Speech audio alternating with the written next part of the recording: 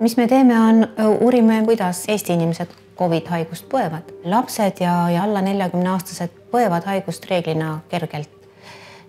Ja mida vanemaks saab inimene, seda tõenäolisemaks on haiguse raske kulg. Ühe osana meie uurimusest me siis proovime aru saada, kui kaua säilub COVID-ist tervenenud inimestel omandatud immuunsus ja täpsemalt siis, kui kaua on tuvastatavad COVID-i-vastased antikehad, aga võib-olla isegi olulisemana me proovime aru saada, kas tekib rakuline immuunsus selle nakkuse vastu ja kui kaua see säilib. Praktilisest seisukohast loomulikult, kui mingisugused ravimid mõjutavad haiguse kulgu või jätavad seda ennetada, siis on hea seda teada, kuidas mõjutab meie rahvastiku tervist vaktsineerimine, kuidas mõjutab vaktsineerimine neid inimesi, kes on juba haigust põdenud, COVID-i haigust.